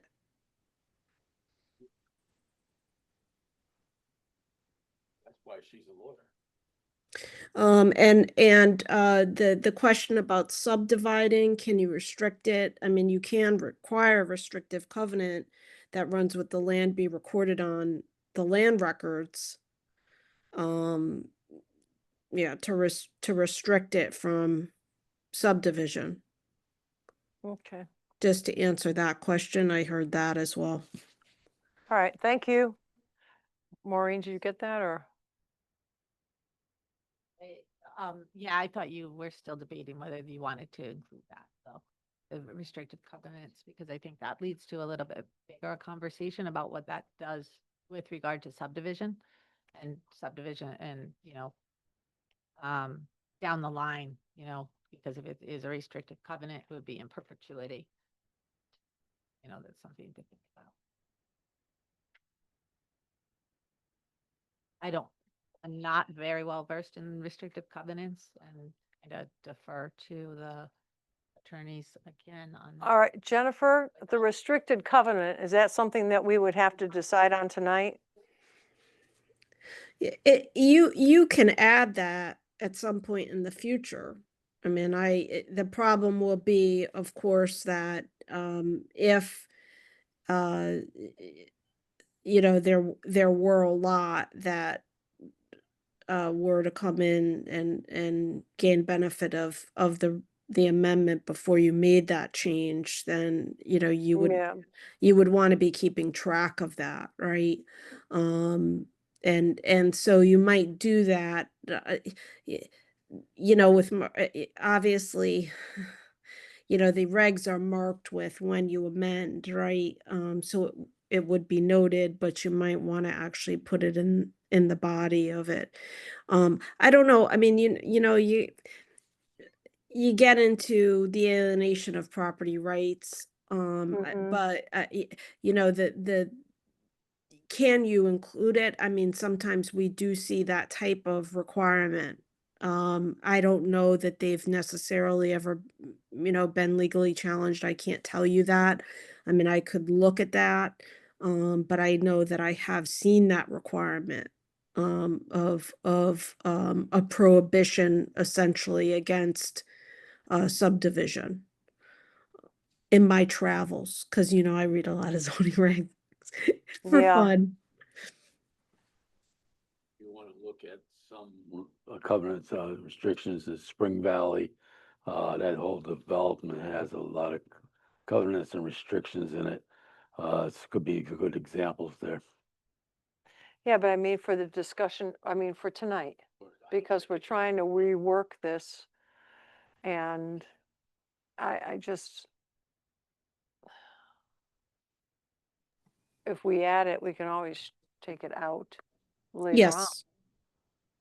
So we could always just place it in there just as sort of a safeguard. And then down the line, should we decide to pull it out, we would just have to go through another text amendment, another public hearing. Or The restrictive covenant could just be that if the property is subdivided in the future, that no additional residential structures will be built, right? sure. Yeah. Yeah. So the other thing is too, is if you're gonna leave the hearing open, you could put the language in I think what was proposed by the vice chair, that that's a little bit, you can see the difference between saying Mm. you can't subdivide versus, Yep. if you do subdivide, you can't add an additional dwelling, right? Obviously, there would be no question that there would be no problem with what the vice chair, from a legal perspective, with what the vice chair is proposing, the restriction be. But it's, if you're gonna do the prior, the former, then, Yeah. I would put it in, as the chair indicated, as a placeholder. Let us take a look at it during the time, that, if, again, leaving it open. And if we figure out that, it really is not proper, then you just take it out Mhm. before you vote on it. Okay? All right, terrific, thank you. So, So I guess we'll What vote to would you do? leave the public hearing open. yep, that would be the best. I don't know if anybody else wants to say anything. Is there anyone else, last go round for the public hearing? All right. And we'll just leave it, Okay, so I'll make a motion to continue the public hearing okay. to, what's our next meeting? October Second or something, 2nd? to the next meeting Put it down somewhere. in October. October 2nd. Okay. All right, we have a motion. Do we have a second? Second. Second by Mr. Zigma. Further discussion? All those in favor? Aye. Aye. Those opposed? So moved. Okay. No problem. Thank you. We spent a lot of time on this. And I'm sorry to make you come back again. Big deal. But it's huge. It's gonna be okay. It is. It'll be good. Thank you. All right, no problem. Thank you. And this will give Maureen a chance to do some final touches on it too. Okay, great. All right. We got it done. All right, the next item is the text amendment application of DEB Realty to add a new subsection to the planned shopping A, permitted site plan uses 6A2, to include the addition of an event venue as a new use. Okay, so I imagine, just by reason of deduction, that you guys are here for the event venue. So if you'd like to come down for the microphones, we have a nice talk. I'm sure it won't be as bad as the last one. But yeah, you can all come down. Those chairs are, my apologies, those chairs are so uncomfortable, those little pews. I know, I don't blame her. I know, Church they're like, fields need church- cushions. oh, I know. Ugh. All right, Get those church okay. piece. I am going to put this away so I can get out your stuff. So this is very interesting what you're proposing. Yeah. I'm looking forward to hearing all about it. So thank you very much. I'm Rich Brownstein. I'm the manager of Realty. Okay. And Harold and Yashika are the proprietors that are looking to rent the space. And we're looking to have a text amendment to permit an event planning venue. So they're looking to have a venue where they currently are doing catering and doing event planning, and they're looking for a space to do it where we could have things like, christenings, weddings, all sorts of different things, birthday parties. So it's an event planning space where they could come together. They would be bringing the food in from the outside. Would not have a kitchen in the space as it currently is configured. And that's what we're looking to do. Okay. So my address is 2090 Stanley Street in New Britain.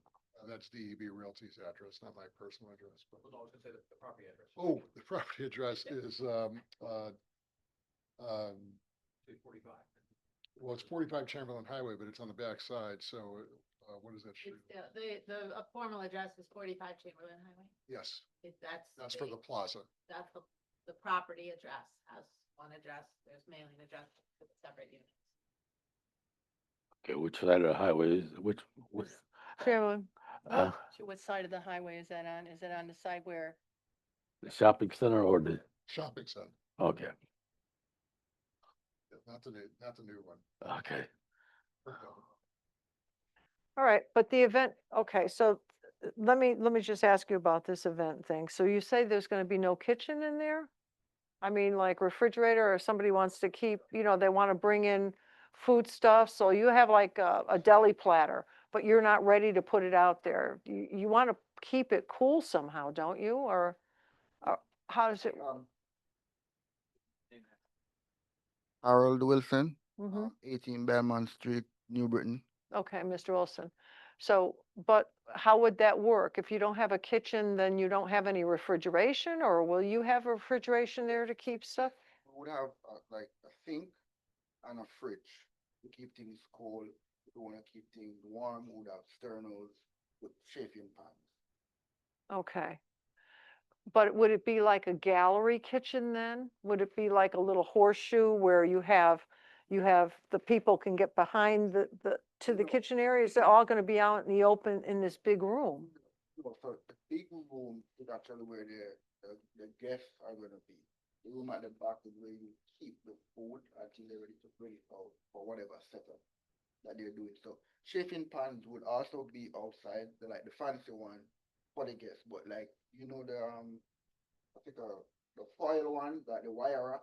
Yes. So we keep that in there.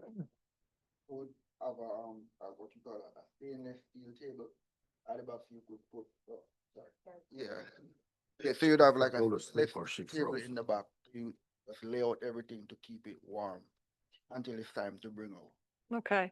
You don't think that perhaps installing like warming ovens might help you as opposed to having stuff on chafing dishes with a little open flame, or?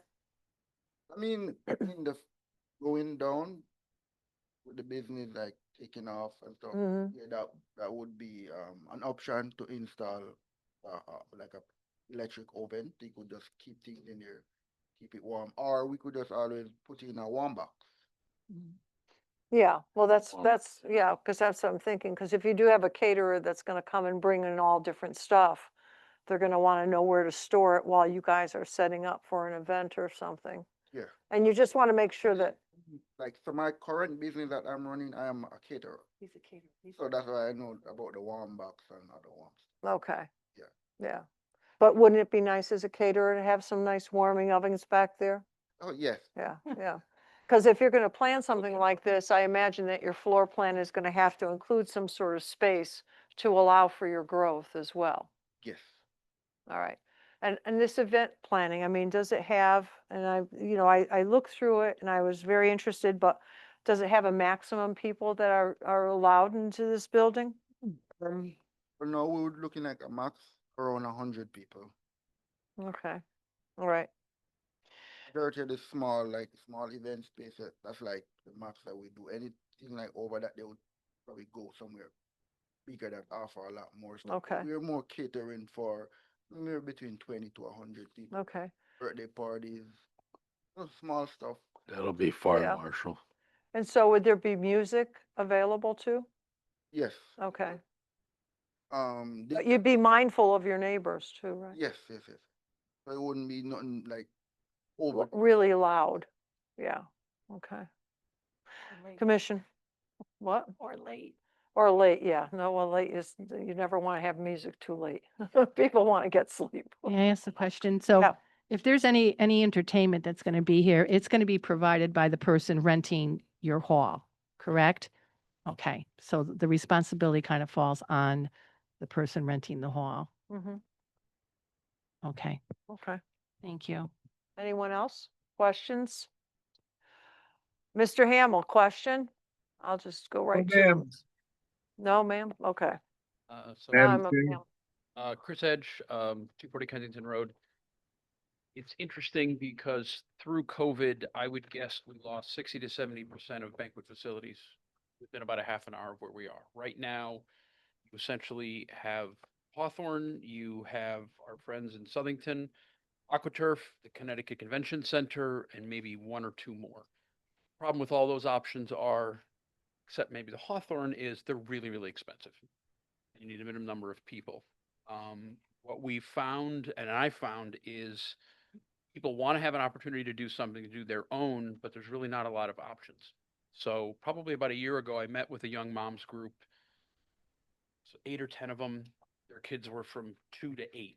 And what they had mentioned, they actually told me a number of things. One thing that hit me right between the eyes was if your child is born in November, December, January, February, there's nowhere in Berlin to hold a birthday party. So all the cool places are outside. So if you want to hold a birthday party, you could go to their facility. They could make the food. She could bring the food in. You could do a bounce house. The property owner would let you.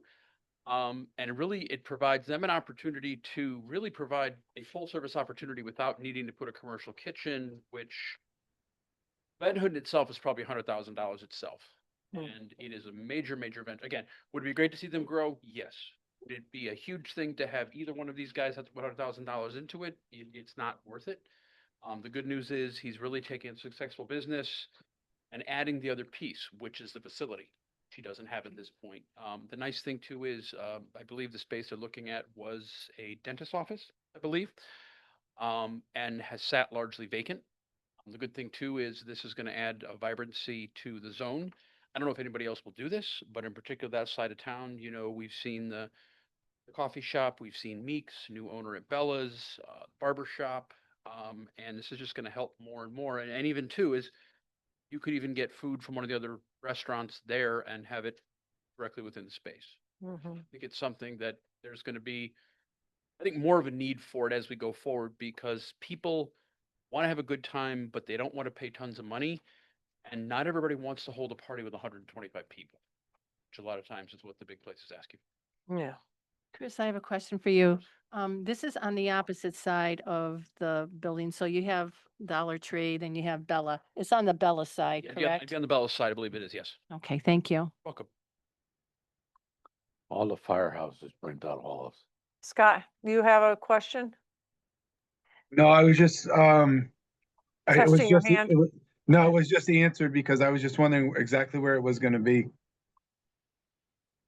Again, that's the intended location for it. Again, I And- don't see us getting a bunch of these. This is really a more specialized type thing. And I think with their existing catering operation, again, they're going to can provide full service or they can provide hall and somebody else can do everything else with it. So it really, in my mind, for me, it's awesome because it's a new type of business and it can be as it can be from A to Z, dependent upon the needs. And I think really it's going to cater a lot to families because they might want to do something small at this point. Okay. Thank you guys very much for your. All right. Diane has questions. Thank you, Diane. Just if there's other properties in town that this would affect. Yes, so PSA would be the 2 properties, the retail properties over on Chamberlain Highway. And then PSA would be the Webster Square Plaza, where both sides, as well as the movie theater side, and I think where the car dealership is. I think those are the only ones in the PSA. I don't think there's anything else that I'm missing. So from where you go, if you're on Webster Square Road, when you go under the underpass, it turns into PSA zone, and then it goes out to the corner, right? It doesn't Yeah, go up. yeah, it goes Woodlawn. right up to Woodlawn. It goes right to Woodlawn, goes right but to- Woodlawn is BT1. Woodlawn's BT1. Actually, it would include Earl Wickland's complex. It would include the gym and the car tire place. So yeah, it would include those other properties as well. But I believe at present, every one of those is 100% leased. So, and again, I mean, the only space currently, Shaler, the only space that they have right now within the Webster Square Plaza is 20,000 square feet. And I don't think that's even humanly possible for this type of use. And the problem is, just to let you know, is it has bathrooms on one side and they want to lease out 20,000 square feet or nothing, which is why it stays vacant. You need to know that, but that's why it's still vacant. Thank you, guys. So the only, I have one other question. Yeah, go right ahead. But I guess, as I think about it, the only thing really different than having a restaurant is there's not a kitchen. Because a restaurant, you could have events, basically, right?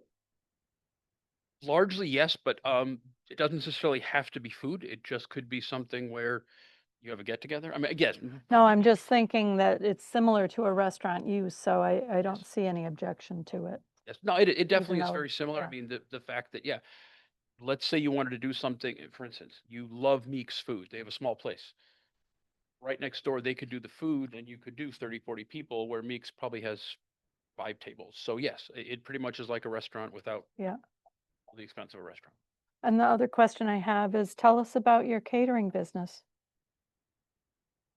What's your specialty? So, Because I haven't had supper and I'm really hungry right now. my business is called For the Caribbean. So, I specialize in Caribbean food, mainly Jamaican, but I also do like a fusion American also. So, so for now, I mainly do I'm a traveling caterer. So I go. So sometimes I'm even in New York, Long Island, but I live in Connecticut. Mhm. So I'm expanding in the surrounding area more. Hartford, I've done weddings in Hartford. What's that historic building in Hartford called? The Wadsworth? No, the Con- town hall. Oh, Town Hall, yeah. West The old Hartford? State West House. Hartford. The State House. Yeah. State House. Oh, last year August I did a wedding there. So so I'm expanding more. Neat. That's good. They were at the Berlin Fair, checking out the Berlin Fair too. The food. Oh, I saw them walking around. Thank you. okay. Is there anyone from the public who wishes to address this issue before the commission, either for or against? No one. Okay. Commission, any other Um, last questions? I Mm, mean, this is just a text amendment at this point. I'll make a motion to close the public hearing. All right, so we have a motion to close the public hearing. Do we have a second? Second. Second by Ms. Millard. Further discussion, all those in favor? Aye. Those opposed, so moved. All right, so moving on to deliberations. Well, the first was for Robert and Sharon Fontanella, but we're going to be continuing that. Mhm. So then we're right back to the text amendment for DEB Realty. Hang out, guys. Let's hang out. So we're just going to talk about you. We're just going to talk about you, that's all. All right. I think it's an interesting proposal. I'll be interested. Are we going to get site plans on this? If this text amendment goes through, will there be a site plan? I don't need to see anything right now. The uses thing, isn't it? The use is just a use, not a It's special. just a use, not a. Okay, but will you see what it looks like? Then use, no, because it would be so what the regulation would So allow. we'll just have to roll the dice. It to be use in the zone. So if you have a built-out site, they could go in as a tenant space with a certificate of zoning compliance through the Mhm. zoning. Hearing's closed. Much, No, oh, no, that's okay. That's okay. so it would go in just like a new hair salon might go in, or a new All right. door might. No go more in, hair salons. An office might go in. Calm down, young man. The use allowed in an existing building. If they were gonna build something, they would be coming in. Yeah, all right, okay. Well, Commission, what do you think? I'll make a motion to approve the text amendment as proposed. Second. Okay, oh, well, I didn't even have to ask for it, okay. So Ms. Jorsey has a motion for the record, and Mr. Zigmont has a second. Further discussion? Mr. Hamel, any comment? No, Madam Chair. Okay, all right. Then all those in favor? Aye. Those opposed? So moved. Congratulations. Looking forward to welcoming you to town. Wait all that time for that. I know, that was, hey, at least we didn't rake you over the coals or anything. Good night. Okay, so now we're on to planner comments. And it's only a little after 9, so this is good. This is good. We're gonna get you guys out early. What I wanted to do was to point out to you that that we gave you handouts based on conversations from the other night with regard to the sign, to the, other the. To the, yeah, on the building artwork, graffiti. Chamberlain Highway, and we just, a number of you hadn't seen it, so we did take the picture and with the description of Oh, what it's from, or their purpose with regard to putting it there. And that's explained in the little, in the verbiage next to the photograph.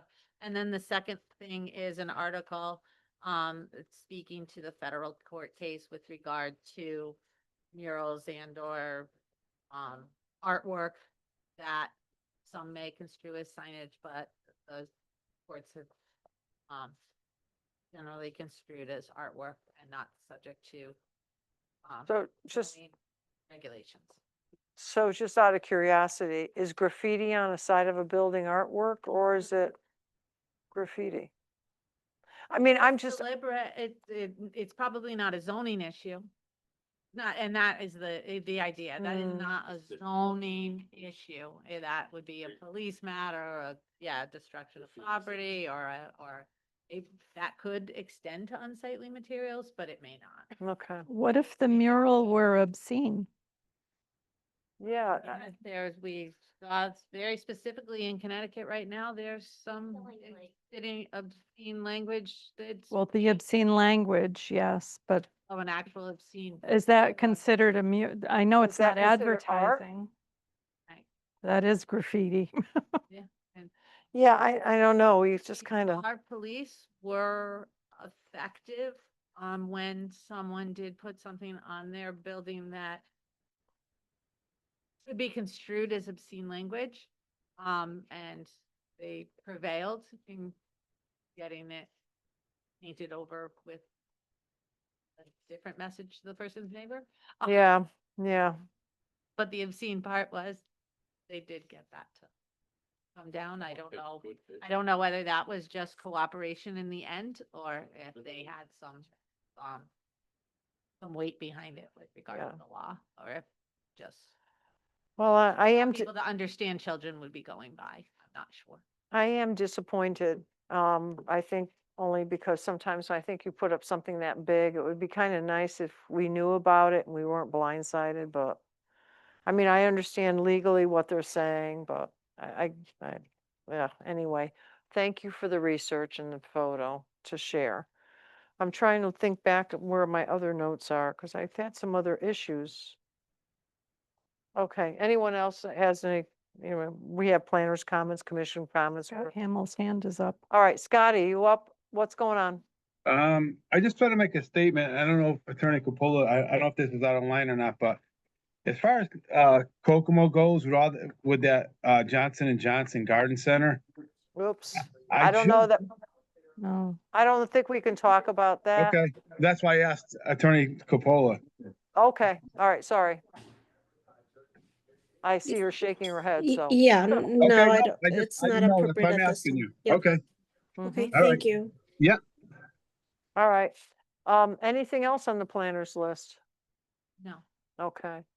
And I'm trying to think of, I'm desperate. I'm, You can always hit us in the office, and really when I know. commission does have complaints, utilizing the zoning officer's complaint form is really the best method, because then he gets the information instead of us playing telephone telegraph Yep. down to his office and interpreting what everybody said. Instead, utilizing that and then it's in his hopper is really an effective way. And if it is things that he doesn't have purview over, he'll bring them right back to my attention. Let me know. or Yeah. months. I have It can't be. Okay, go one ahead. quick thing. I have one quick thing. Okay. It's not an issue, except that Joan and Andra, I don't know if you guys drove by the Pistol Creek subdivision. I know you don't, but if you drove by there recently, did you see the chicken that somebody dropped off? No. So somebody dumped a chicken and Alive? we're a live one. We were able to catch the chicken and her name is Beverly and she lives with my daughter's chickens. It was on Facebook that there was chicken over there. No, boxes would take it out. He was there at least 2 nights. He was dropped off. He wasn't like, he didn't wander there from one of the. No, the box was still on the side of the road that he was heaved out with, yeah. Yeah. Yeah. You guys are very observant. We're impressed. Well, it got out of the box. You saw it and you. I The got box is hungry. there, yeah. That's. Dave and I were on our way to the Berlin Fair and the chicken was in the road. And it did cross the road. And so then a couple of days later, I went by and it was in the same area, but in the woods, which told me it didn't belong to the house. Yeah, that farmer, because he does have, But I thought for sure you guys would have seen it, but No, we saved the chicken. But, they're hard to catch. Abby's boyfriend caught it. He Attorney. got it really quick. All right, Her name is Beverly. Beverly, oh my God, that's my mother-in-law's name. She lives on. Oh, He's a little moppy top thing. So was my mother-in-law. Oh, actually, I can show you a picture of her. Sorry, we should, oh, Scott Hamill wants to say something now about the chicken. All right, Scotty. Oh, okay. I No, thought he no, was I have nothing to say. I was just thinking, about no, the chicken. I'm good. Yeah, I was wondering if my neighbor dropped them off there, but I'm just kidding. Oh, it could have been, but don't they have several? Not Your anymore. neighbors? Not anymore. Oh, look at, well, oh my God, he's like a show chicken. That's a Maybe that's it's on a his way to very, the fair. that's a very swanky chicken. That's, Look at the hair, like, looks just like my mother-in-law. that's a good one. It does. Now, how somebody's truck is going to the fair? No. That's usually like you see at the fair. He's not gonna coordinate. He's one of these highfalutin, high-stepping hairdo ones. At my house, people have dropped off so many animals that That's 'cause they know you take care of. well, Look at this she has wasn't a- at my house, but I happened to see the chicken in the road, so we Okay. saved it. So who held the chicken on the way home to the farm? Nate went by himself. Oh, he just So took it it, huh? He lassoed just it? went, yeah, just Okay. caught it And he up. walked it home. I think the poor thing was frightened. If I catch the animal underneath my front porch, can I bring it to you? Oh No, my God. All righty, so it's 9:15. I'll make a motion to adjourn this meeting. A motion to adjourn. Do we have a second? Second. By Andra Miller. Further discussion. All those in favor? Aye, aye, aye. Oh, thank God we're out of here early. Good night, Scotty. I hope you get home early. Be a long one. Good night. All right, bye. Good night. Good night, Jennifer. Take care. No, she looks quite healthy, Rusty. Yeah, You're doing better? I'm doing okay. Thank you. Oh, Take excellent. care. All Bye. right, just think of that chicken tonight. Count your The chickens. the swanky chickens. The swanky chicken named Beverly. Yeah. All Take right, care. bye.